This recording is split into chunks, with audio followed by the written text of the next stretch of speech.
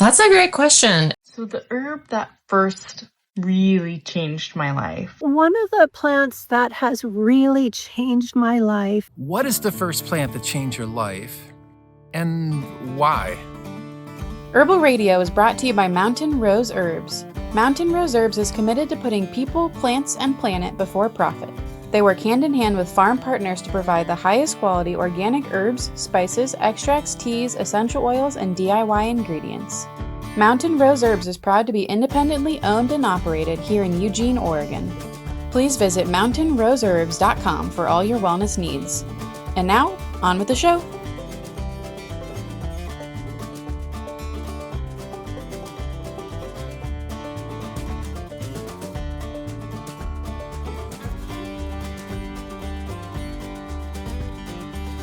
Hey there, it's Jim McDonald here in Michigan. And I hear the question is, what is the first plant that changed your life and why?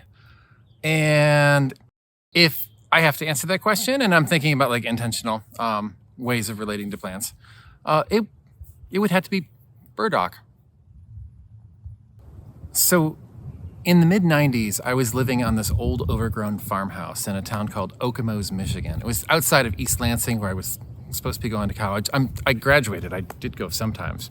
But that's where one of my roommates, Jason, left out an herb book. And the confluence of living on that old overgrown farmhouse, I think it was like around 30 acres. And we had an unkempt, unruly lawn. And we had like all of the field and meadow and disturbed area around the barn, and we had deciduous woods and some pine woods and a swamp. It was really, really wonderful. So I had all of this area just outside my door to go and walk around in and be fascinated with and be at when I was supposed to be in school. And also, when I was in school, I would routinely pass by the Beyer Botanical Garden at Michigan State University, and there were all of these little signs out next to plants with their names on them. And I started to be like, oh, hey, like that's the plant that's growing next to the barn, or that's the plant that's growing in the woods, or that's the plant next to the willow tree. And then I would go back and I looked up in this book. And the first thing that I intentionally dug up to harvest, probably before I knew the term wildcrafting, was burdock, because it was like really easy to identify. And there was a bunch of it around. And I was like, oh, like gigantic leaves, they felt the same. They had that lighter green color on the underside. I had really checked them out at the botanical garden. And I looked it up in the book, and it's like burdock is good for everything. It's a blood purifier, and it makes your liver better. It makes your kidneys better, and it fixes your metabolism. And, it does all of the things. And so what I did is I went out to where the burdock was in my yard to harvest it. And I was prepared, I thought, because I had a trowel, nice little trowel. This is your average size garden trowel. I think that there we go. That's about the size of it. If I could make it look appropriate for burdock, if I made it look like that, but I didn't know what a burdock root looked like. I had no idea what I was in for. I think I might have read it was like a taproot, like a carrot. I haven't seen carrots before. This would work fine for a carrot. And so I sat down and I started digging, and digging and digging. And the root at the top was probably like that big around, so like a good sized root. And I think that the hole was more than a foot deep. And the root was still pretty good size and going down. And it was probably, the hole was, that wide or wider than I can fit in the frame here. There's a big pile of dirt, and I'm like digging and digging and digging. And I did not get the entire burdock root. I made a pretty deep hole. It was probably over 2 feet deep. And I got the burdock root, and I brought it inside, and I washed the dirt off of it. And I chopped it up. Not super finely, but fairly finely. Chopped it up. And then I didn't dry it. I just chopped it up. And I put it in a pot, and I boiled some water with it in there. So was it a tea? It was more of a decoction. I simmered it for a little bit, I believe, and waited until it cooled down.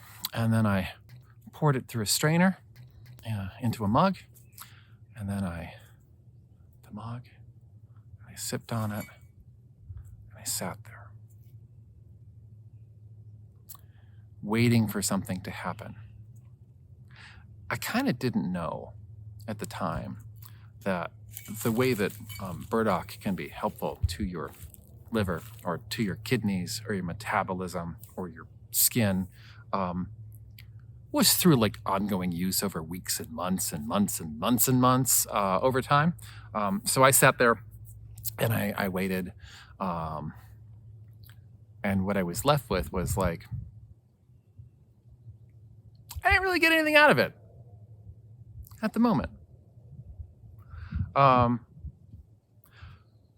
I really do think, and I say this and I say it and it sounds good. You may have heard this before, but like the effects of that burdock root, tea, decoction, infusion, call it what you will, unspecified type thing, was everything that has happened since.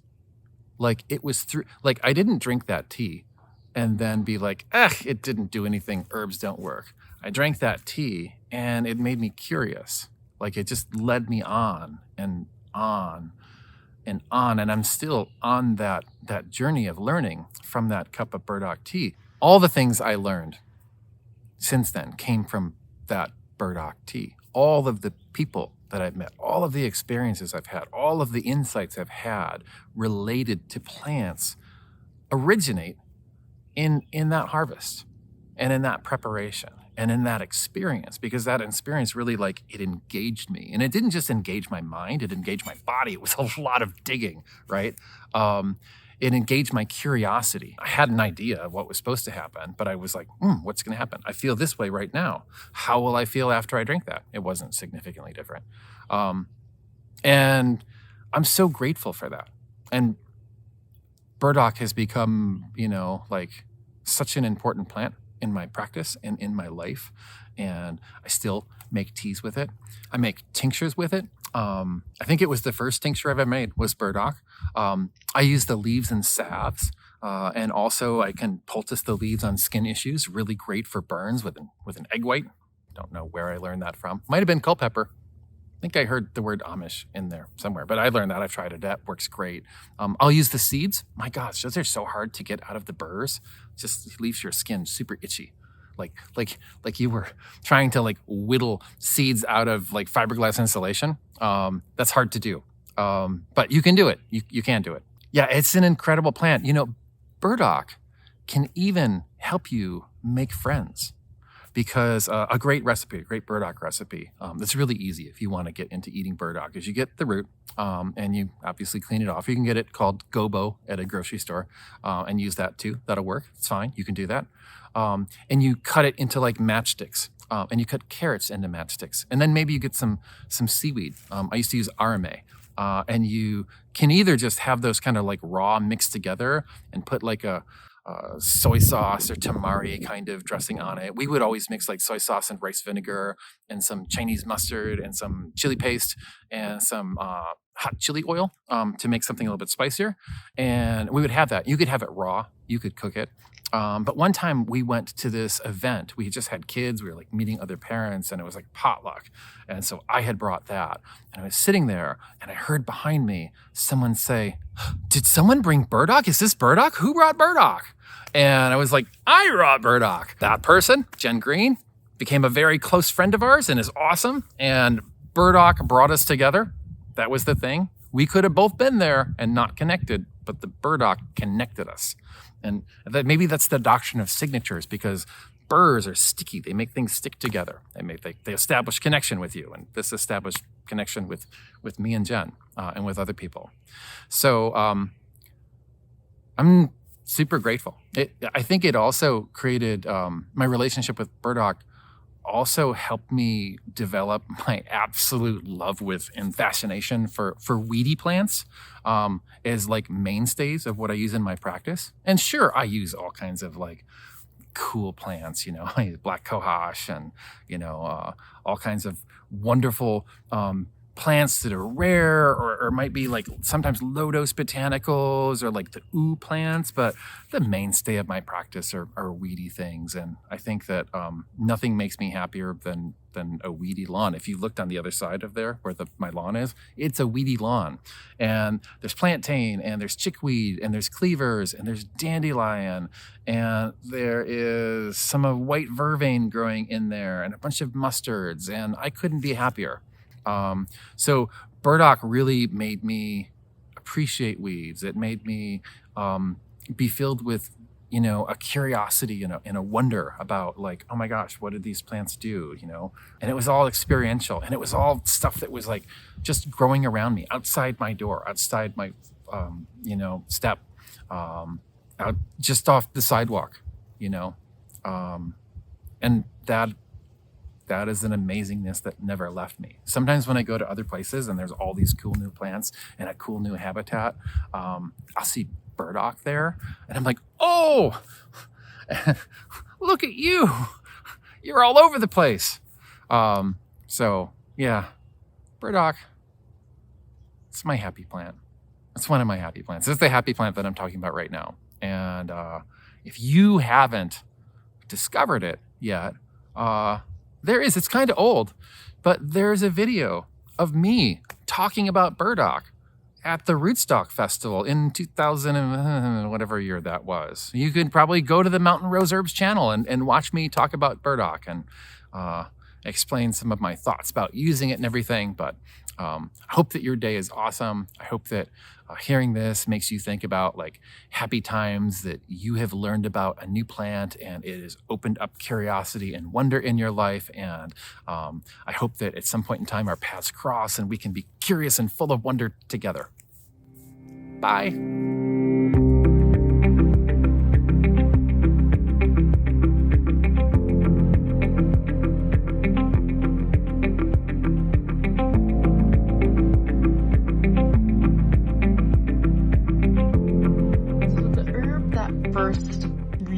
Changed my life is actually a very common herb. It is an herb that many people are familiar with, even if they're not an herbalist. It is often maybe even considered weak or maybe undervalued in how powerful it can be. And this herb is really important to me because it came to me in my time of greatest need, which was during labor. I had a baby very young. I had a baby when I was 18 years old. And at the time, I was very healthy. I was living on Whidbey Island and I was farming and I was eating mostly out of the garden, and I would milk my alpine goats in the morning and the night. And it was actually a positive thing. I was really excited to have this baby and I wanted to be a good mom, and I really did want this baby. But still at 18, it is a bit scary. You don't have experience and you're not very stable. And of course, there's all kinds of things that you don't even know yet. And I knew I wanted to have a home birth. And so I called the only midwife on Whidbey Island, and who at the time was Cynthia Jaffe. And she's pretty legendary. She's had thousands of babies that she's delivered. And she was this really wise elder in the community that I was really attracted to working with. And she said, I said, well, will you guys take me? I'm so young. Would you guys take me? And they said, well, of course we'll take you. It's much higher risk for somebody that's maybe in their 40s versus, somebody at 18 can actually deliver a baby just fine. And I had this really beautiful pregnancy, and then it came time for labor. And I started labor in the morning. I lived in a little house on Goss Lake, and it was a beautiful day, and I labored through the day in a nice, manageable way. Labor is hard, but it was manageable. I was staying on top of the contractions, and it was sort of like wading into the ocean is kind of how I thought about it. And but it was long. And when the sun went down that day, I lost a lot of dilation progress. My dilation actually went backwards, and it was really pretty soul crushing to have done all of this physical labor for hours and hours and hours, and then to regress and to lose a lot of that. And I like to think about myself as having, high pain tolerance and being able to withstand a lot of pain. But the problem was endurance. I had been going for so long, and I hadn't eaten anything, and mentally thinking about having to go for hours, potentially more, was really hard for me. And I was feeling pretty hopeless at this time. I was feeling not sure how to overcome this. And Cynthia was she had to go to manage another birth on the island. There was another woman that was actually higher risk than me that she had to go manage. And I had her assistant midwife. And I remember at the time feeling pretty irritated that it wasn't with Cynthia, because that's not how I had imagined my birth experience. And Cynthia didn't really have training in herbs. And so the assistant midwife her name was Crystal, and she had herbal training, and she offered me some tinctures, and the tincture she gave me was actually lemon balm. It was just lemon balm, and it was exactly what I needed.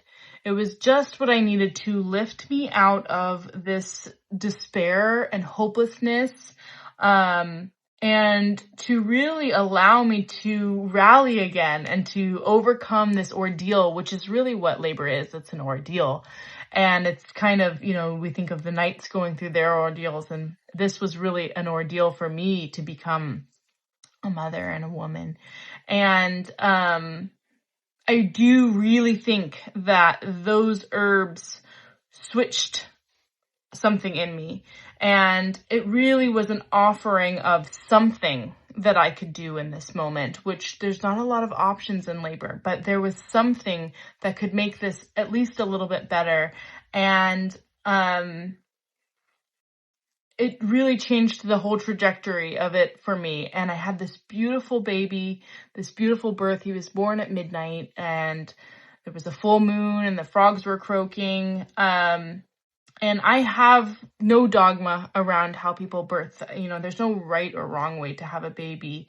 But this experience for me was so empowering and really set me up to be able to be the person I am today, to be able to handle having a baby, supporting me and my baby at such a young age. Because really, in comparison to labor, I can do anything. And, I think about the herbs in that moment and the lemon balm, and, not even just that it was whatever constituent is in there, but more that it was a friend in my time of need. There was something that I could turn to and have support and have just a little bit of improvement for the situation. And I kind of always talk about how I don't have a cabinet full of herbs. I have a cabinet full of solutions. And that is where the herbs are so powerful, because, it really is something to do in any situation, from the greatest heartbreak, to all kinds of daily, upsets or pains or things like that.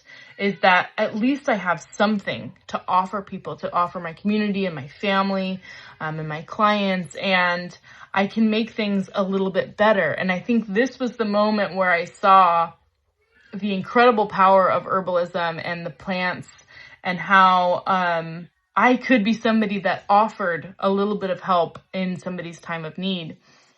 And I really do truly credit that moment, and Crystal being a huge support for me, and a woman healer in my life, that empowered me to be able to overcome hard things, and to to be able to, find what that person needs in that moment and be able to offer them some support. So I really do have so much gratitude towards the midwives that have held me. I've had 2 more home births since then. And all kinds of herbal teachers and, wise women and wise men, that have shown me the plant medicine and the plant friends and the plants that, offer us a little bit of hope, offer us a little bit of uplifting.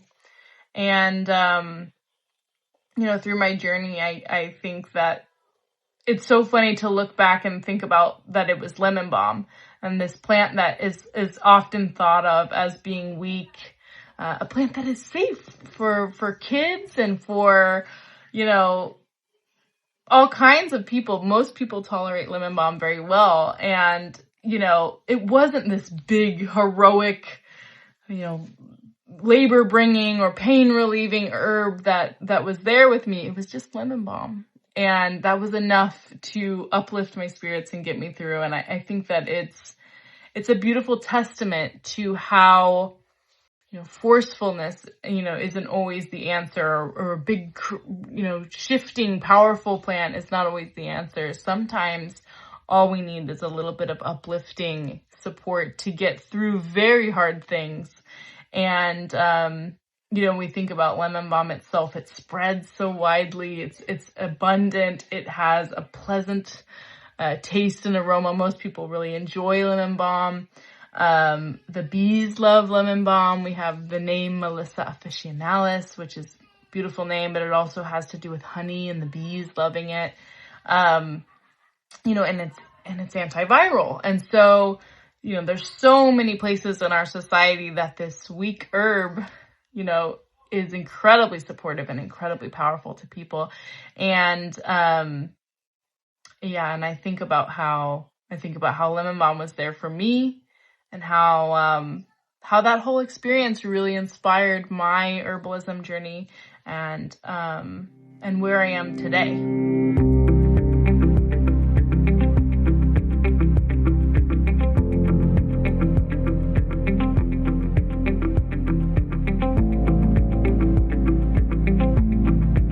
That's a great question. And a lot of people ask me that, and it's like, it kind of changes. The first plant that I ever ate and put in my mouth from the wild was Spicebush.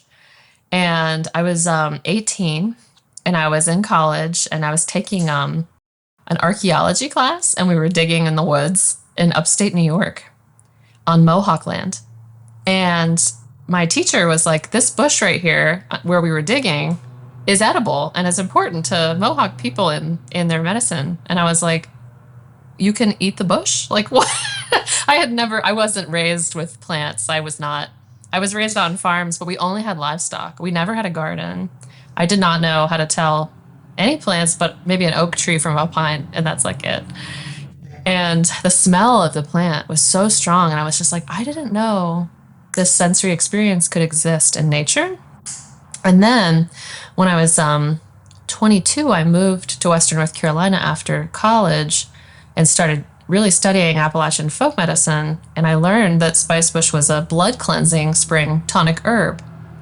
And also just blood and Spicebush. To me, when I started my blog in 2014, I chose that name for it, which would eventually be my business, as kind of a nod to that foundation of blood as the center of the universe, and Appalachian folk medicine as the center of the body, that moving the vital force through the body. So it's not really a good answer. It's not very clear, but I think that's kind of what I was communicating.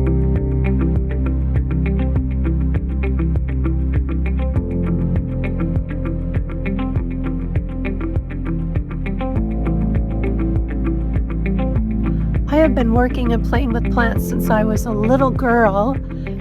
And one of the plants that has really changed my life is Leonoris cardiaca, also known as Motherwort.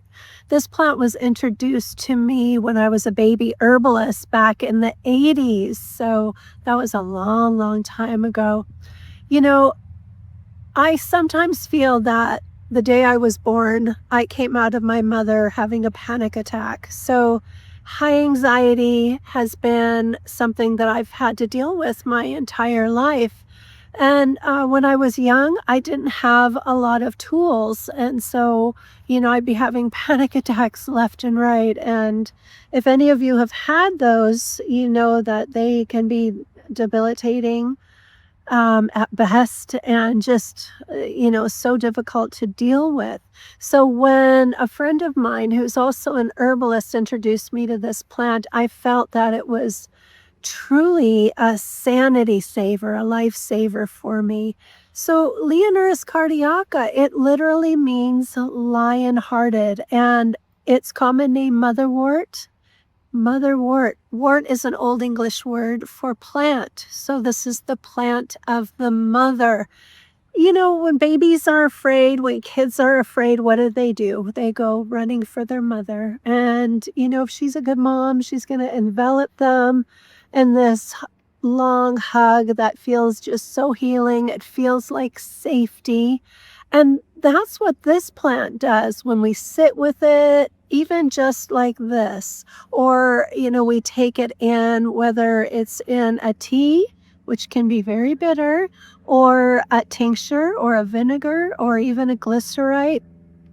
This is the plant of the mother that gives you that soothingness, that ability to just calm everything down, to feel more at place and more grounded. And, over the years, this is something that I've really relied on over and over and over again.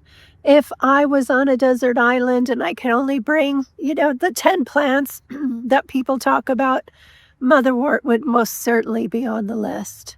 So not only does it help us feel like that warm embrace, but if we're mothering all the time and we're not giving to ourselves, or we're not getting the love and the mothering we need, then Motherwort gives you that. Motherwort says, you have a place in the world, and we're glad you're here. Motherwort says, it's okay to be on this planet. Motherwort says, let's just take a deep, deep breath and calm down. In fact, a lot of my stories start with one of my apprentices. So one of my apprentices was in my vehicle. This was, about 20 years ago, and we were up in the mountains, and we were so far up. We could see the eagles below us. We can see wispy clouds below us, and the road was such it was fairly narrow, and one side was mountain and the other side was, that's a long way down. And so she was sitting in the passenger seat in the front, and she looked down and she started having a panic attack. She said, I can't do this. I can't do this. I got to go home right now.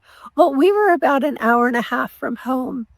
And Motherwort is always in my first aid kit. My first aid kit is in a big tackle box, and it has all of, the medical supplies that we would need for simple first aid, but it also has my herbal friends as well. And Motherwort is in that tackle box. And so I took out the Motherwort tincture, and I said, here, I want you to put about 4 drops on your tongue and just sit with that. And, she's got all of the signs of a panic attack.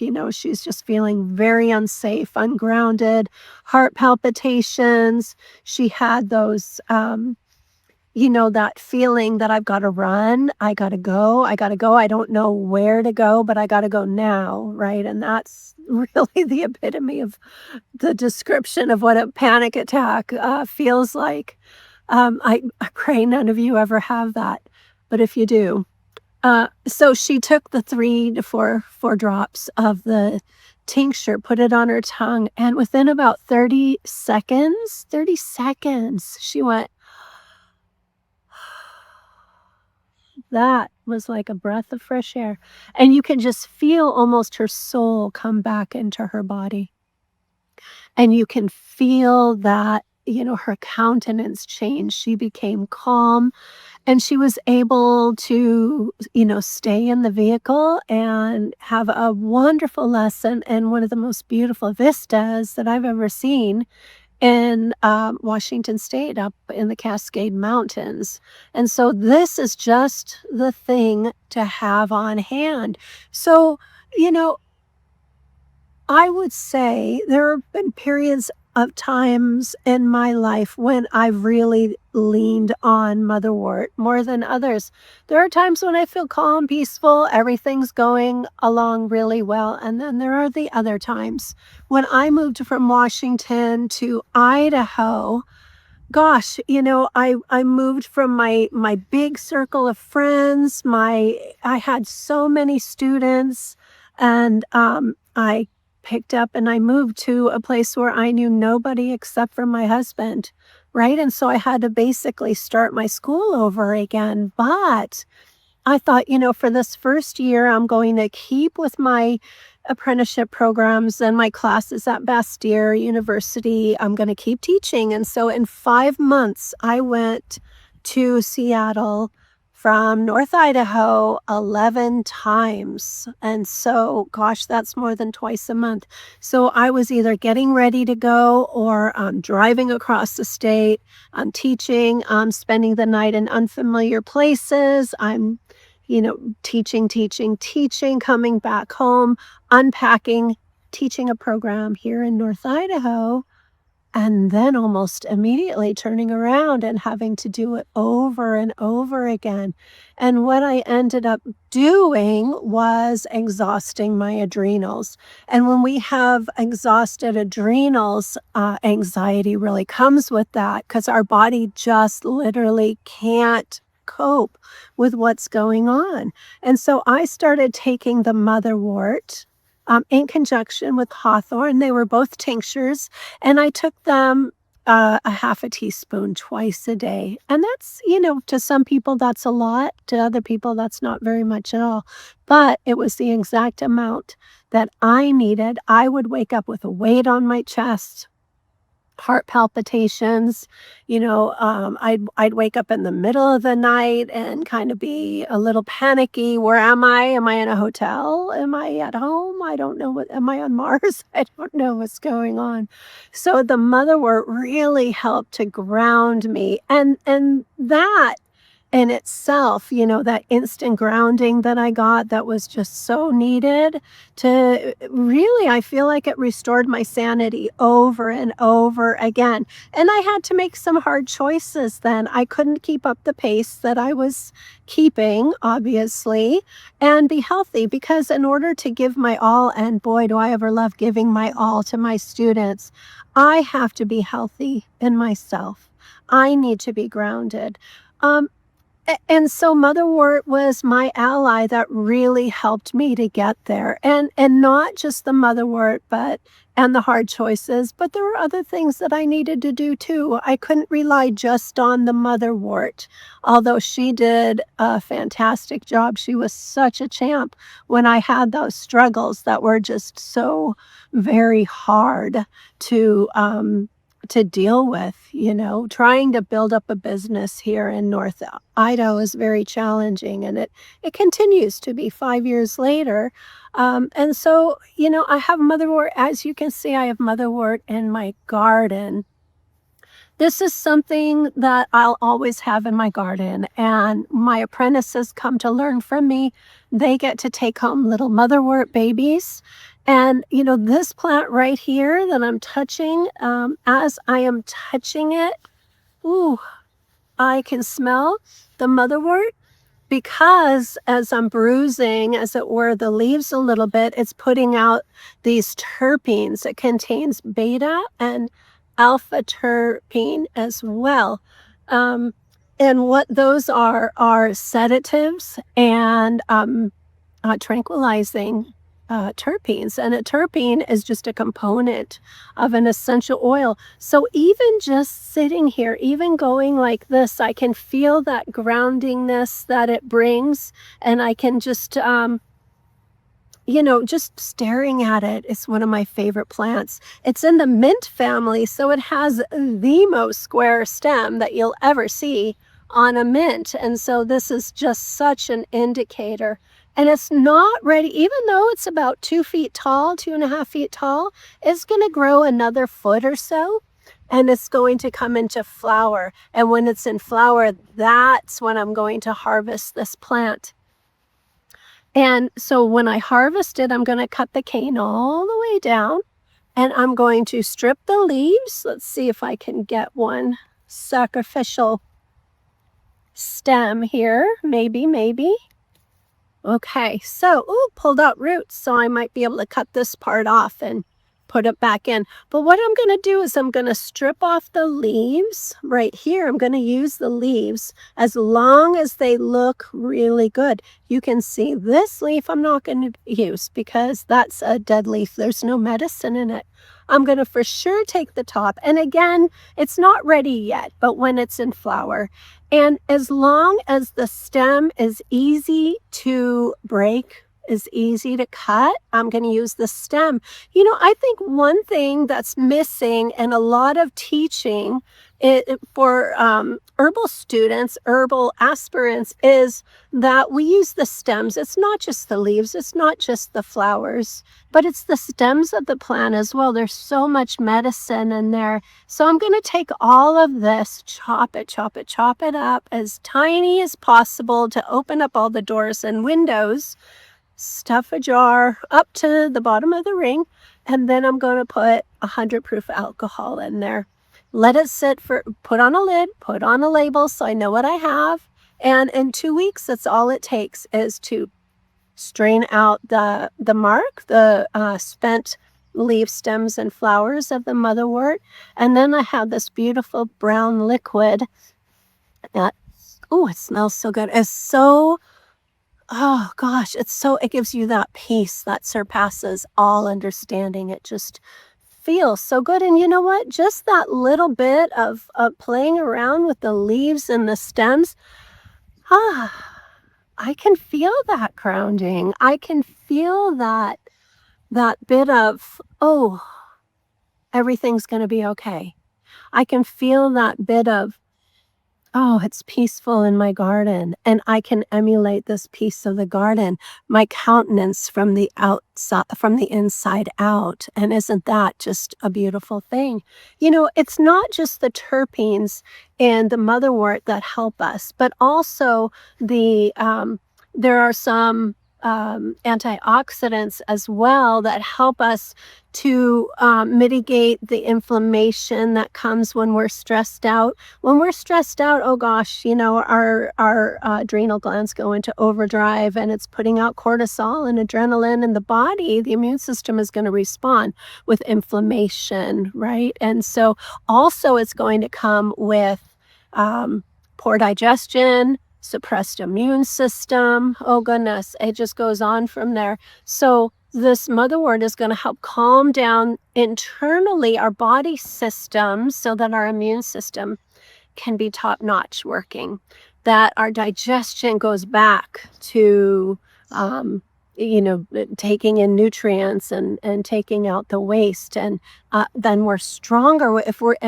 we're stronger in our body systems, then everything can calm down. The inflammation that we might feel in our fingers and in our toes, maybe our ankles, will also dissipate. So can you see why this is one of my all-time favorite plants? We talk about influencers on social media. I don't personally do that, but my influencer is motherwort, Leonoris cardiaca.